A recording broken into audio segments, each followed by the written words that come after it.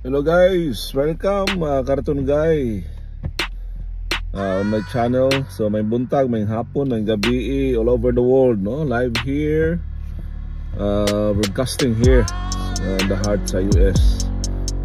So kumusta? Kumusta mga boss? So please like, subscribe at least, no? Kung sa Bisaya pa, mapalanog ato ang gibate, no? So at least through this kind of media, to this kind of platform, wala na tayong maaasahan, diba? Sa mainstream, at not even that, may iba pa mga vloggers yan dito. So that is why welcome on board dito sa programa nating The Cartoon Guy, diba? So ano bang latest ngayon? Ito panic mode na, no? Nakita nyo sa picture? Duterte! 2015, 2016, Duterte! Di tayo nagkamali, no? Di tayo nagkamali. Binigay niya yung sinisigaw natin, diba? Sinisigaw natin sa lansangan dati. Sinisigaw natin yung kabataan natin without this kind of social media na may pagbabago sa bayan natin. At ito na, binago, nabago in the span of 6 years. Sobra-sobra pa nga, diba? Hindi lang corruption sa gobyerno natin, hindi lang mga droga sa mga kabaranggayan. Not only that, kasi yan ang promise niya, yan naman ang pinapangako niya during his campaign. Meron pang bonus. Ano yung bonus? Yung mga infrastruktura, yung build. Pwede pala, kaya pala, diba? Nag-request siya dati na yung EDSA sana, pero wala, no? Of course, may gobyerno, may kalaban, at hindi yon ina-aproba at hindi yun na ano kay during under yun ni Po Grispo, oo. Pero hindi siya nag-stop, hindi siya huminto dahil may nagpipigil. Tapos natingnan niya yung kababayan niya. This is for the Luzon, ha? Dapat maano kayo, di ba? Nga biruin nyo, coming from the Mindanao, kung tutuusin, unahin pa yung lalawigan niya, unahin pa yung Davao. Of course, yun ang ano niya. At ito yan makikita na to on the past presidents, diba? Ang inuuna nila yung lalawigan niya. Nakita nyo yung the Marcoses, diba? Inuuna is yung Ilocos. Of course, maganda. Pero ang nangyayari kay President Duterte, di ba? Sabi niya, kabilin-bilina niya, ihuli niyo yung Davao. At ito yon, si Sara, during the time paalis na siya, she questioned, bakit walang masyadong improvement sa Davao? Kasi yun ang mandato ni President Duterte. Ipahuli mo, unahin po muna yung mga bayan-bayan. At ito yun, paliparan natin, diba? Saan yung mga tourist destinations? Yun. Kasi malaking bahagi sa bayan natin yung pag-aruga sa bawat mga kanayunan. Kasi walang, yung iba nating mga kongresista wala no? And this is the initiative on the national government. Diba? Yung Panglao, mga tourist destination. Binago niya yung mga infrastruktura, at least man lang ma-feel ng local and international tourists na, oy, ito yung Pilipinas, no? Ito yung, di ba? Hinahangad ko na at least kung uuwi ako, di ba? Galing being an OFW o galing naninirahan na sa ibang bayan, at least feel pa rin nila ba na they are welcome, na they are also proud na ang ganda ng ng airport, ng mga seaport, ng mga bridges.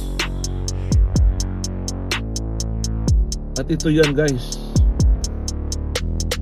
Pero ngayon unti-unting naglaho. Anong kinakagat nila na issue? Yung mga confiscated na mga ganyan nakadesperado, guys. Hindi naman yung trabaho ng Pangulo eh. Confiscated na mga illegal na illegal na yung sa rice, mga smuggler daw. Pero nakikita ba natin yung pamumuhay-ari kung kaninong nakapangalan? Nakikita ba natin nakabinbin sa kulungan? Nakikita ba natin yung kaso, di ba? Tinatawag ng mga senador, tinatawag doon sa Kongreso, wala. Ang nakikita natin yung mga photo ops na nagbibigay siya ng mga bigas para sa mga, di ba, maralitang Pilipino. Ganyan na lang ba tayo kababa, guys? Di ba? Hanggang confiscated rice na lang ba tayo? Para sabihin na si Robin Hood yung leader of the state natin, yun ang trabaho niya. Hindi niya alam yung batas mismo. Tapos yung mga confiscated, yun ang binigay niya. Yun nga, ang challenge is, meron bang nakabinbin? Even na lang, sa korte na lang. Huwag na lang, hindi na lang tayo mag-usap dyan sa hindi na lang tayo mag-usap dyan sa nakakulong ba or what. Wala, no? Mga senador natin, mga kongresista natin, yung issue lang ng West Philippine Sea. Meron tayong problema mismo, di ba? Internal problem sa sistema, sa gobyerno natin. Bakit hindi yan ang unahin natin? Natutuusin, West Philippine Sea, that issue, it creates lang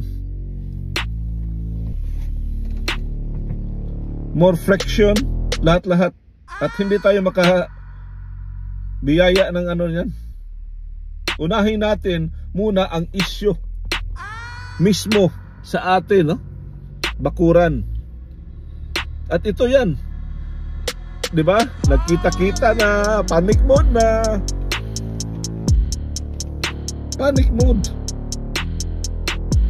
Former House of Representative leader, former Senate President Tito Soto, former President of the Philippines, at yung alter ego niya, si Bongo. Hindi natin na kasi si Bongo tahimik lang, pero with his personality, tahimik naman siya. Pero it doesn't mean siguro na, kasi alter ego yan ni President Duterte. Yun nga, kini-question ko, bakit ba, kahit ba si Bongo, ano ba siya? Tahimik siya sa panawagan ni President Duterte?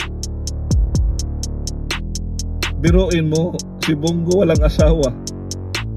All of his life, nandyan na siya kay President Duterte. No? At imposible naman siguro mas paboran pa niya yung mga katiwalian sa kasamahan niya ng mga senador, kasamahan niya ng mga kongresista. Of course, yung ugali niya, nakuha niya yung sa ano niya, sa sinusuportaan natin sa President Duterte. Tahimik siya, pero it doesn't mean siguro tahimik. May mata si Bongo, no? Sinusurveillance lang siguro niya yung mga kasamahan niya. That is why, guys, itong mga mababatas natin, di ba, November 3, para sa mga babatas na buhay pero patay, dapat i-celebrate natin yan eh. Di ba? Para uso ba? Para matrending. November 1, mga Santos. November 2, mga sa patay natin, inaalay natin. November 3, in honor din sa mga mababatas na ngayon papatay-patay. Pero ngayon panic mode na. Tingnan nyo, guys, mga haligi na yung nag-usap-usap. Hindi kayo makinig.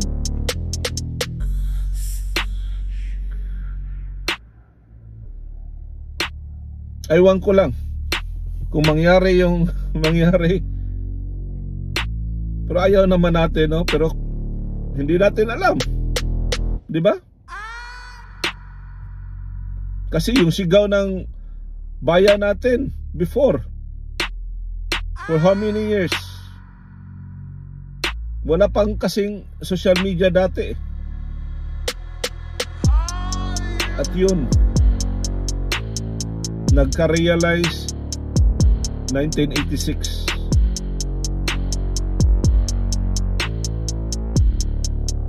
Hindi akala ni Corazon Aquino, from housewife, diretso sa Malacanang.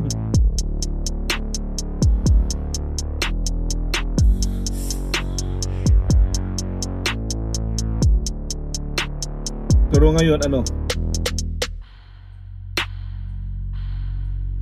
Kung sila yung mamahala sa bansa natin, they are more experienced at proven na.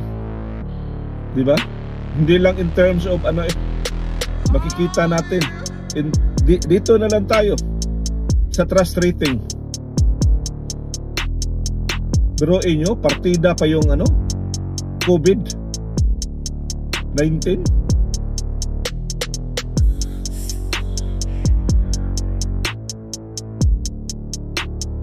Hindi yung puro salita, puro pangako. Kumusta naman? Diba? Yung mga lakad-lakad niya. Biruin nyo, for 1 year nakailang biyahe siya. That is why we ask for liquidation. Kumusta naman? Meron bang tinatawag nating ROI? Ano yung ROI? Return of investment? Kasi hindi sa kanya yung pera eh. Galing yan sa bawat Pilipino. Bawat Pilipino. May trabaho o wala, bawat Pilipino. Kasi bawat isa sa atin kakain. Bawat isa sa atin bibili.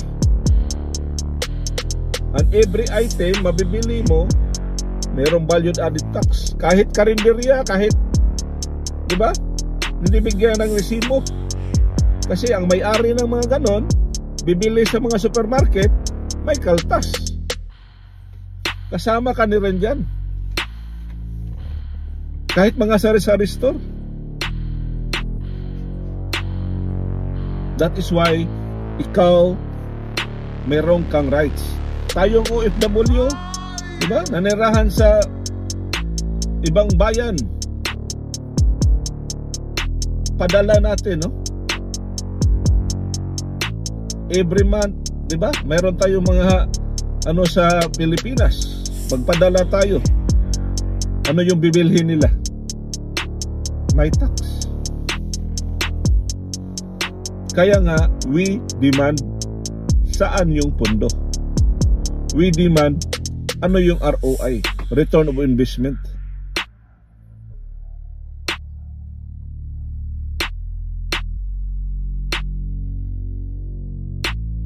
At ito yan.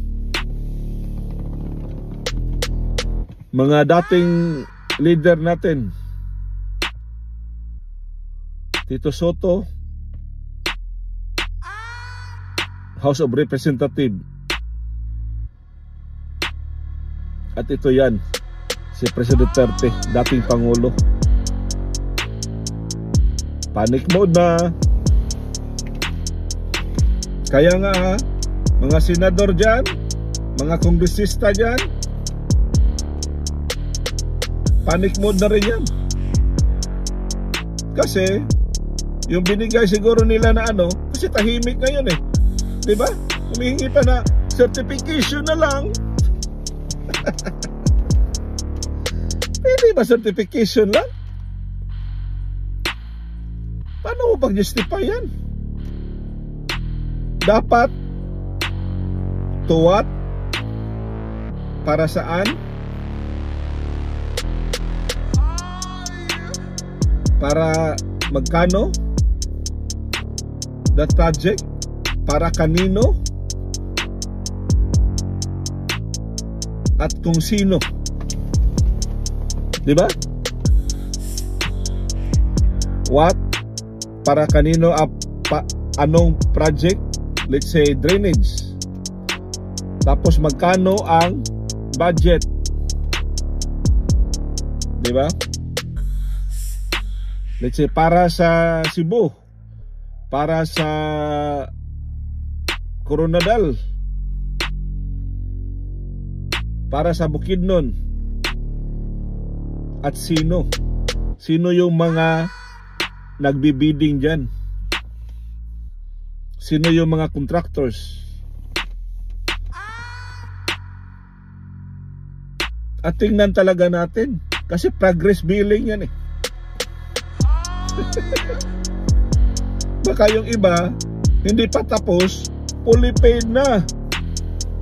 So saan ang sobra? Diba? Sa bago na namang maupo, kung sino yung maupo, diba? That's a cycle, guys, na corruption. And I know that because before, diba? Sa kumpanya na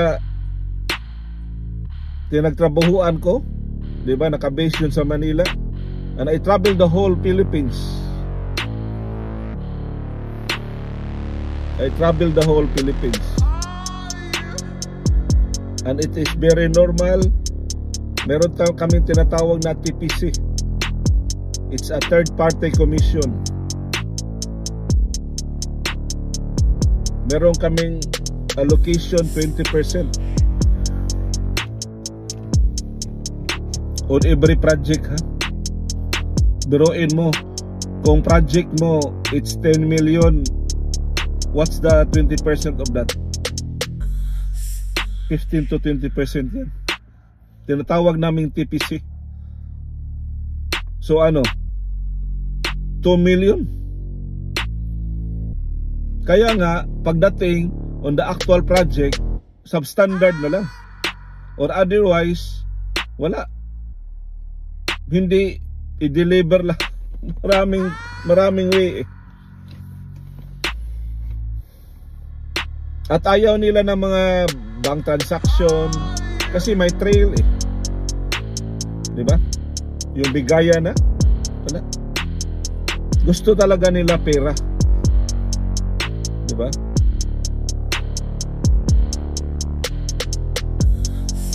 At least walang trail. At dito yan, magmasid. That is why I'm creating this program. Kasi nung bata pa tayo, di ba? Sa lansangan, lahat, sinisigaw natin. Di ba? Inaatake natin. Di ba? Pondo ng gobyerno, mga corrupt na mga opisyal, mga ganid. Sa kanilang mga matatawag nating power. Pero ngayon, we have this kind of social media, we have this kind of platform. Totoo naman, ang rami ngayon, makikita natin, matatawag na mga bayaran. Bigla lang sila nag-shift. From puti naging black, from other camp naging kabilang kampo.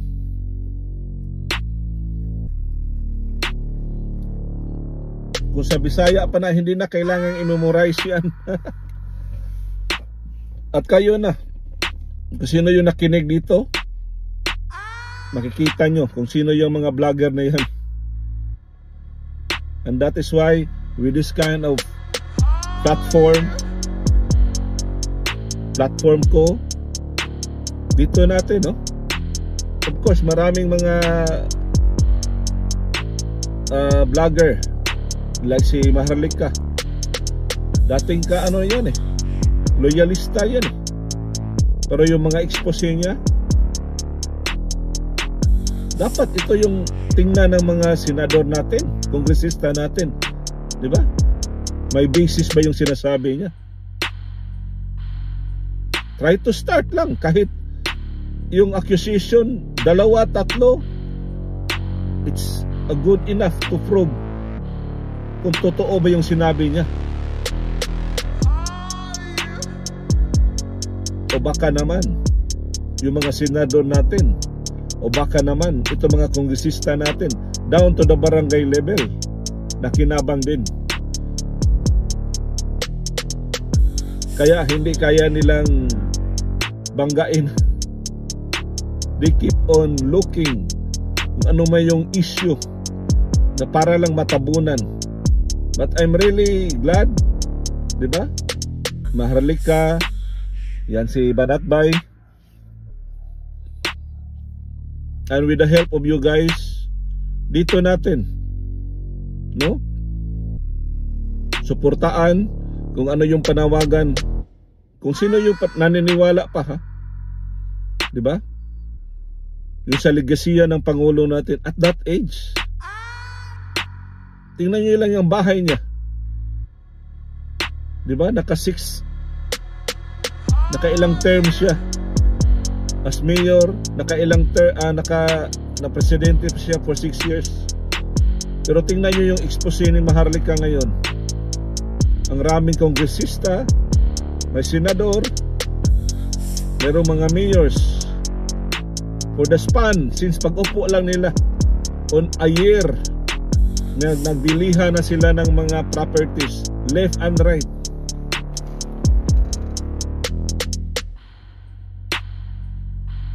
And this is the challenge for you guys, mga senador natin, mga kongresista natin.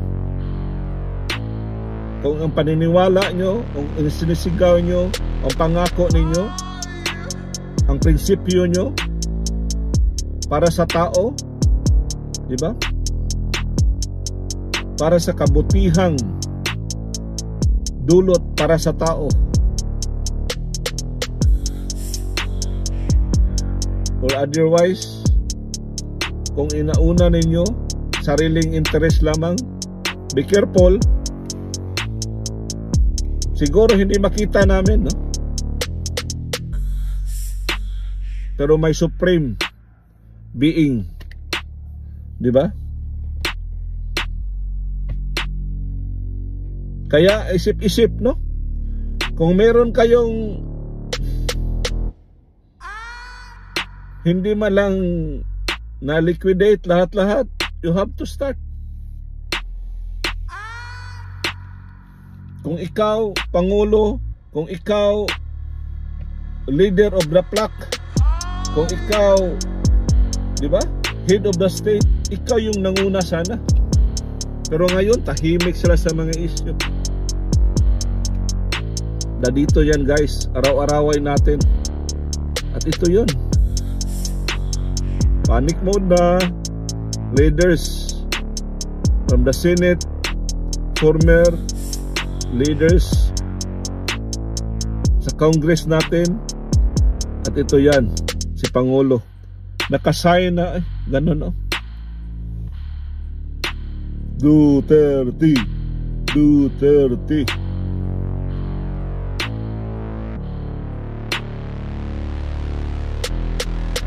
At ngayon si Sara, tingnan nyo guys. Tingnan nyo si Pulong. They are now listening sa kanilang itay. They are now listening on what is really the truth. And they stand as a Duterte. At tayo, mamamayan, we also stand kung saan yung katotohanan. That is why we keep on asking, nasaan yung pondo? We want an audit. Kung hindi nyo maibigay, good luck sa inyong mga tiwali sa bayan. Yan lang muna guys ha. Tingnan natin kung nagawa ng mga tao na wala pang social media.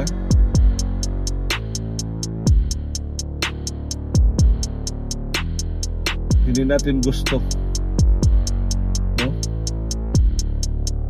Pero yan, that's a wake up call. Delikado, diba? Delikado yan.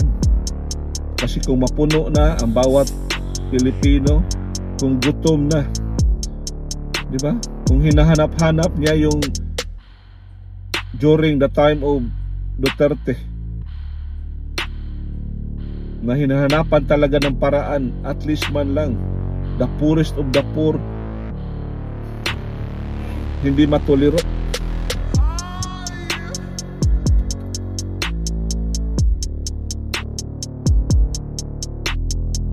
Baka katulad yan sa tubig, diba? Kung hindi mo na makontrol, no? Diba, biglang liligwak lang. And that's the time guys. Yan ang delikado, diba? What's the message of this? Ano mensahe ng mga picture nila, pagkikita nila? Chika-chika lang. Hi Tatay Digong. Hi Gloria. Hi Tito Soto. Yun lang.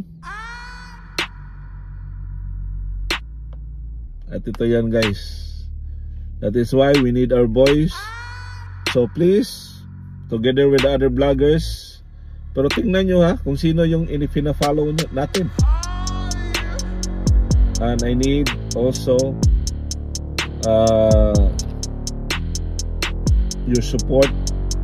Please like and subscribe. Okay? Amping sa kanunay. Bye for now. Cartoon Guy live here in the heart of USA. Bye bye.